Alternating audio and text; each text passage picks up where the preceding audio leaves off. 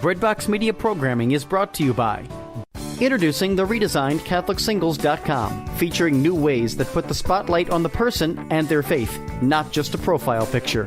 For the past 20 years, faithful Catholics have used CatholicSingles.com, and the reimagined CatholicSingles.com website is ready to help single Catholics take the next step in sharing meaningful relationships with other faithful Catholics. Remember, CatholicSingles.com for faith, fellowship, and love.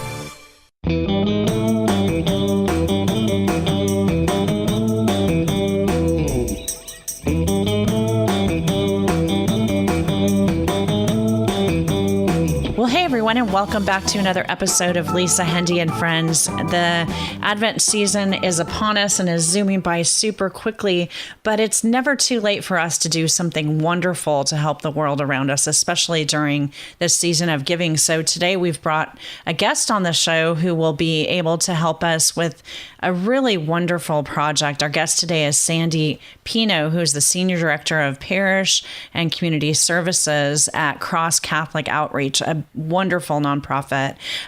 Sandy has, during her tenure at Cross Catholic, represented this amazing organization at conferences, parishes, schools, and community events all over the country. And she presents the mission of Cross Catholic all over media as well, on radio and television.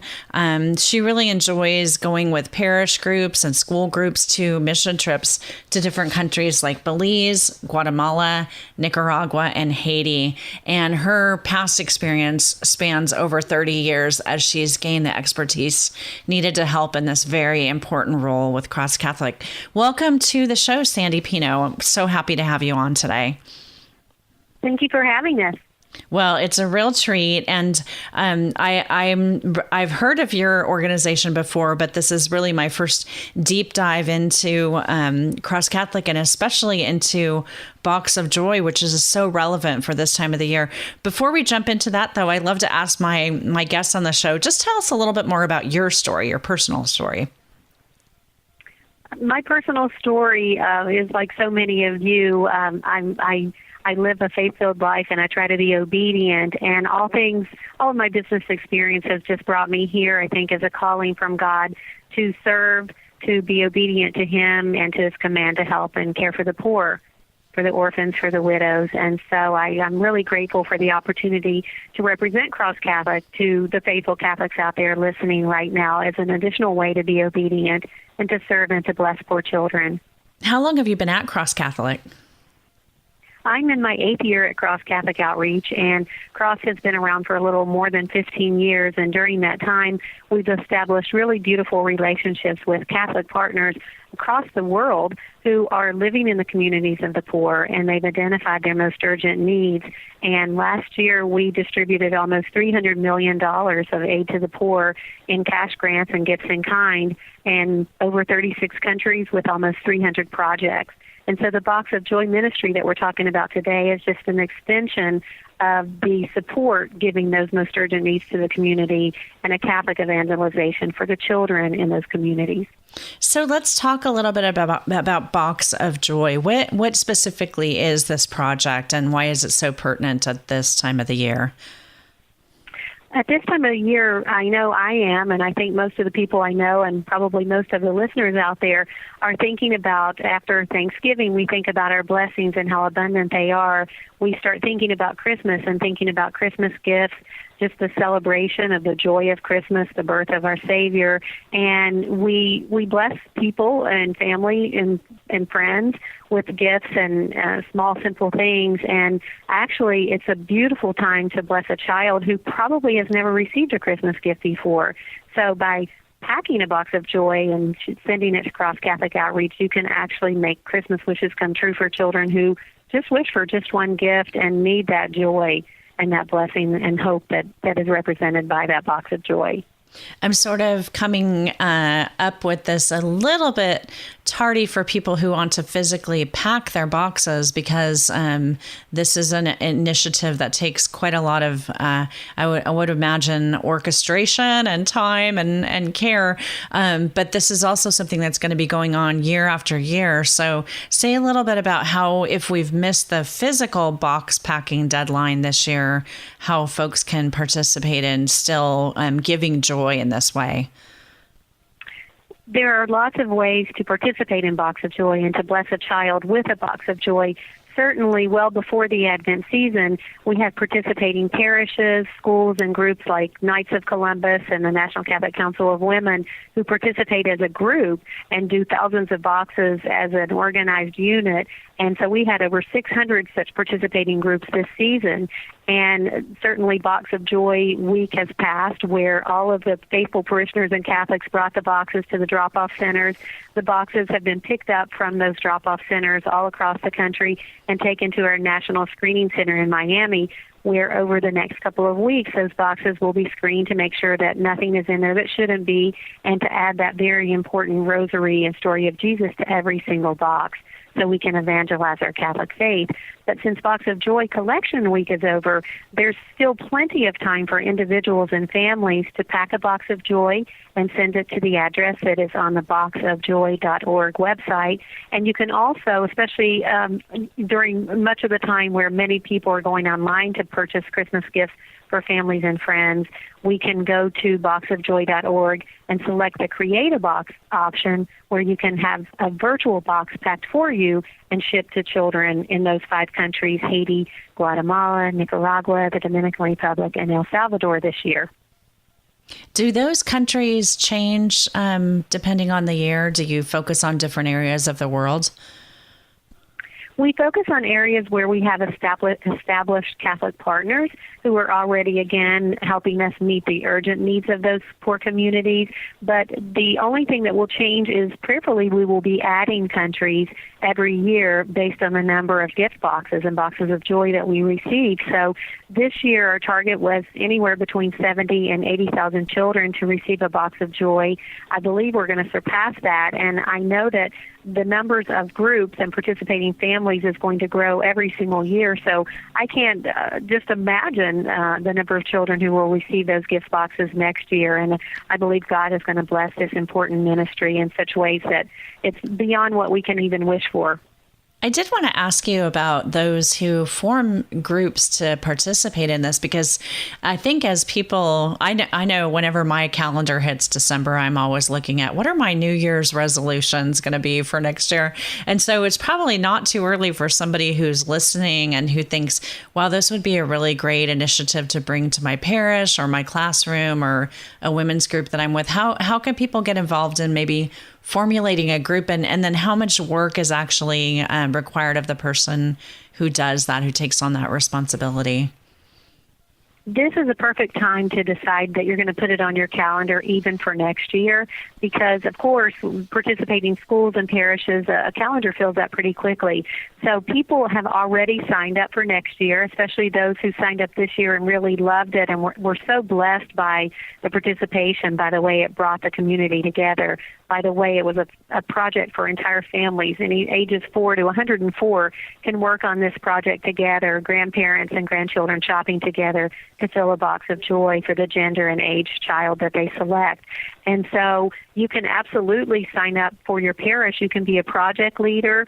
You don't have to be somebody who works at the parish or works at the school. You can be a parent. You can be a family member. You can be somebody that just really wants to just step out in a little bit of extra faith and service to bless children. And you can get permission from your priest or your principal to lead this project. We send you all the resources you need. The website, boxofjoy.org, is just filled with resources and videos of the children receiving the boxes and everything that you would need to either pack an individual box and mail it to us now, anytime through the rest of the year, or to sign up for next year as a participating group and really engage your community in service to the poor. So I'm kind of curious about the destination countries for this year that have been selected. How did you come up with those particular countries this year? That you include a few countries that, frankly, we're hearing quite a lot about in the news in terms of just the desperation and political instability. So how do we come up with these particular countries? These are countries, again, where we have established Catholic partners who we're already supporting in their urgent needs of their community, like bringing fresh, clean water to the communities, orphanages that we support, schools that we provide food for every day so that the children can concentrate on their studies because they have a meal. It may be the only meal they receive that day. So these are established Catholic partners, and truly they come to us and ask us, can we receive boxes for our children this year? And certainly we can't give everybody a box that wants one until everybody out there listening helps us and blesses a child by being generous and compassionate and packing a box. So the more people we have packing boxes of joy for children, the more countries and the more Catholic partners we'll be able to include in the generous distribution of gifts. I'm sure, Sandy, that you've been on the packing end of some boxes and maybe have done this with family members or fellow parishioners or something. And I'm just wondering if you could say a few words about the benefit that comes to the person who's actually the giver in this, why actually physically do something like this as opposed to just maybe, not that we don't want you to drop a check in the mail. Don't get me wrong. We definitely want financial support as well. But how can maybe involving younger children or teens in the physical packing of something help to kind of bring home the message that we're hoping to send at this time of the year? I truly believe that the people who pack the gifts in the boxes of joy are just as blessed as the children who receive them. At the screening center, I'm privy to going in the boxes and putting in that rosary and story of Jesus, and I see the beautiful notes that are written by the children and by the families and Christmas cards, and I'll be praying for you this year. I hope you have the best Christmas ever. God loves you, and so do I.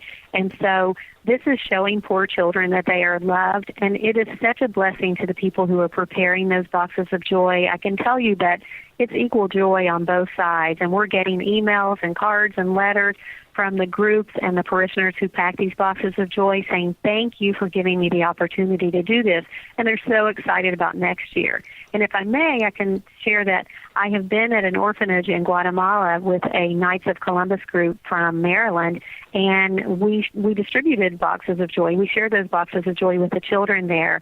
And I can tell you that there were tears in the eyes of everyone, and just everybody came back from that trip to Guatemala just determined that we were going to pack more boxes of joy because we witnessed firsthand the joy and the hope and the pure excitement that each child had when they opened that box. These are children who live such desperate lives in poverty, nothing new, nothing for themselves, maybe never a Christmas gift.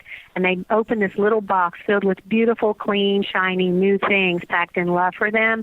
It makes them feel so special, and I think children all deserve that feeling. Absolutely. And I think you're absolutely right. I haven't been with Cross Catholic, but I've been in other giving situations like this. And it's always, really apparent to me as the person who supposedly is helping someone else that the blessing really shines back on me. And I often feel like I come away more blessed than the person I'm helping. So that's it's a beautiful vehicle for this. Looking over your website, one of the things that I really found interesting was the core values of Cross Catholic. And I wanted to ask you specifically about two of those. First one, I understand what this means, but I want you to say a little bit more about the idea that one of your core values is a preference for the poor. What does this actually mean in terms of your day-to-day actions and how people get involved in the work you do? I think what that means is that we are to consider the needs of the poor as we consider our own needs. In the final judgment, Jesus tells us that we'll be judged by what we did for the poor, because when we gave water to the thirsty, when we gave homes to people without safe shelter, when we gave food to the hungry, it was as if we were giving it to Jesus. So we are called to see Jesus' face in the face of the poor. And I can tell you that when we go on those mission trips with parishes and with schools and with Catholic donors, we do see Jesus in the face of the poor. We see beauty, we see faith, we see trust, we see love, we see desperation and lack of resourcing. But we are called as faithful Catholics to be generous and compassionate and to give to the poor. And that is how we measure being obedient to our faith.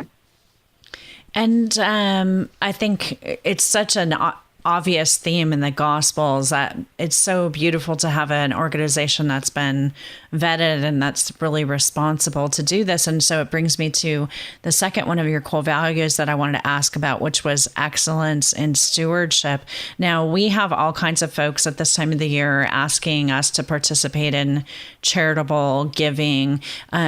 What do you want our listeners to know about the work of Cross Catholic and how reliable you are in terms of your stewardship?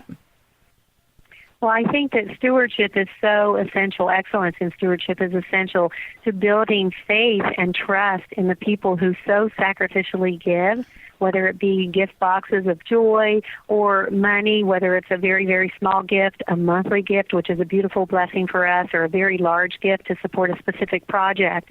It is our job, our responsibility to be good stewards of those resources. And we commit to you that more than 95% of the value of the cash and the goods in kind that we get goes to the poor, so that you can know that less than 5% is spent on fundraising and administration, because that's what our job is, to resource the poor. And so we're very, very careful about the money that we spend and the way the resources are given. And we restrict gifts as our donors advise and request, and we provide project updates so that we can say that we ask you to come alongside of us to build houses for the poor, to give food to the hungry, and then we provide project updates so that you can know that indeed we did use your funds for those purposes.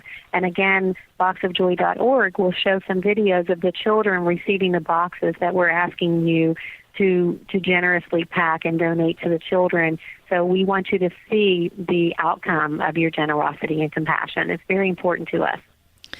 I love visiting the website and also just checking out all of your social media, because it's so, I love now with video, we can really kind of go firsthand. You know, we can't necessarily take a trip to one of these countries ourselves this Advent season, but we can be there through the beauty of what you're doing in terms of storytelling on the website. It's really great. So I'm kind of curious, when we broaden the discussion beyond Box of Joy, you know, what priorities Cross Catholic has and how families and parishes around the country might become more involved with your outreach giving all year long.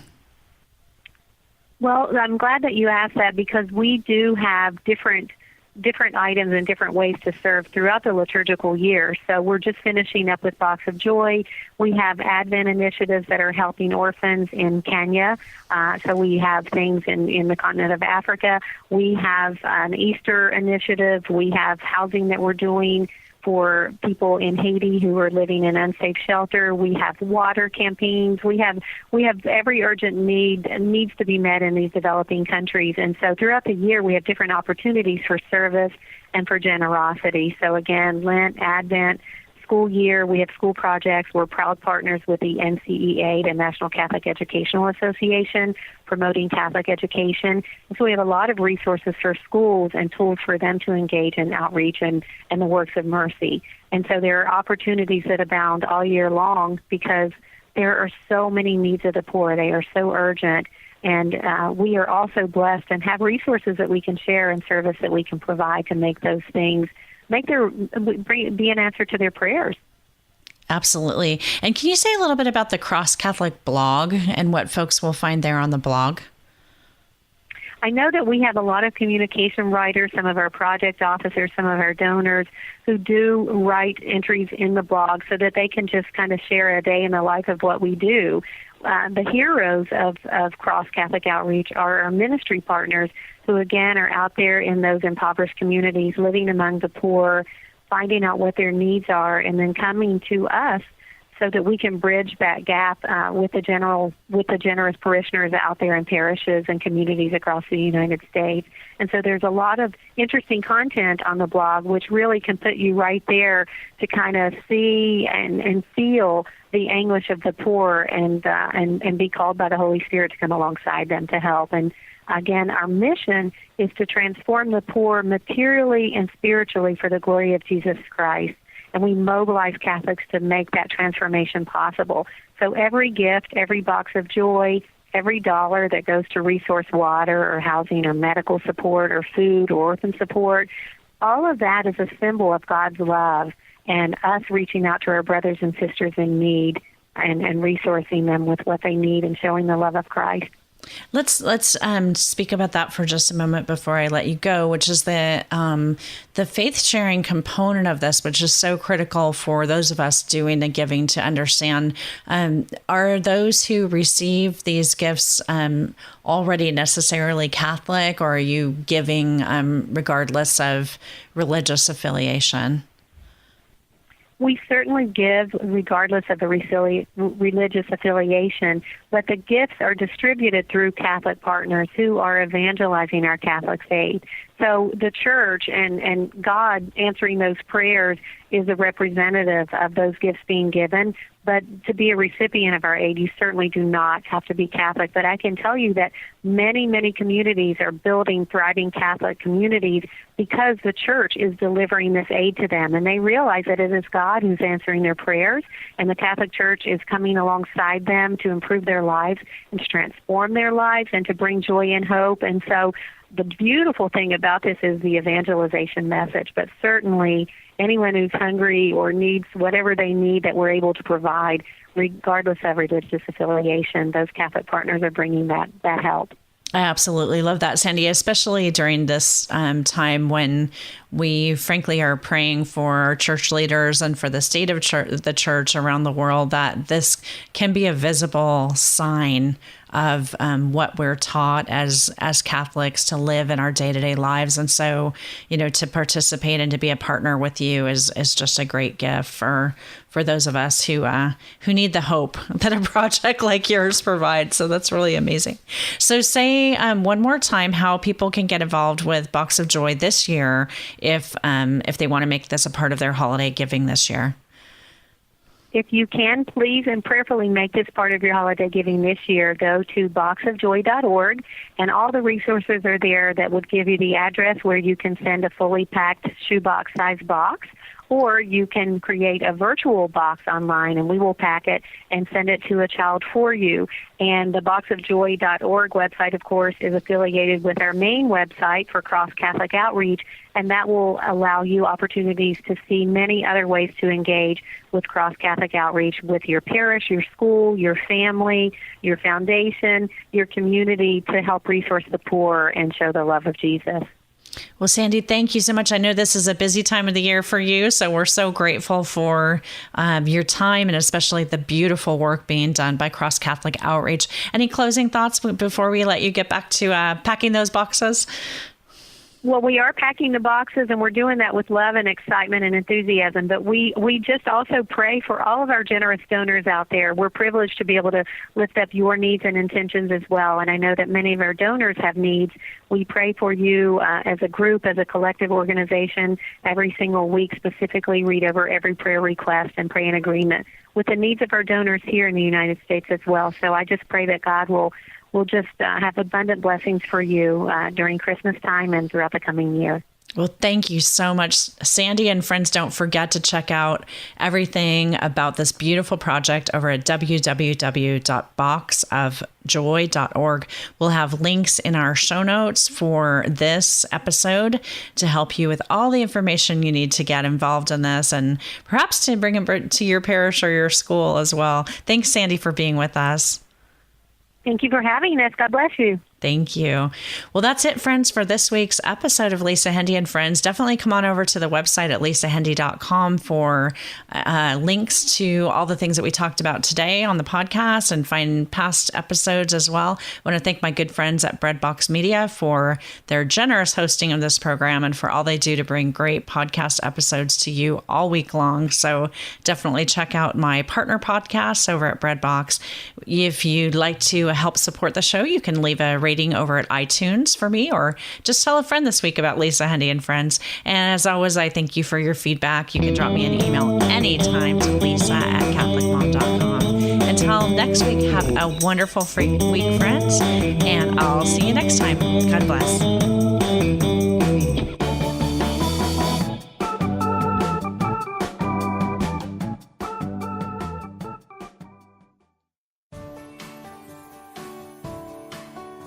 Breadbox Media programming is brought to you by Jack Kane Ford. Find your next Ford Tough vehicle at caneford.com. Woodhill Community Center. Have a hand in the heart of the city. Support their mission with your donations at woodhillcommunitycenter.org. Toyota in Nicholasville Superstore. Online consultants are standing by right now to help you find your next Toyota. Visit toyotaonnicholasville.com. Lexus of Lexington, home of the best-selling Lexus IS. Find yours today at lexusoflexington.com.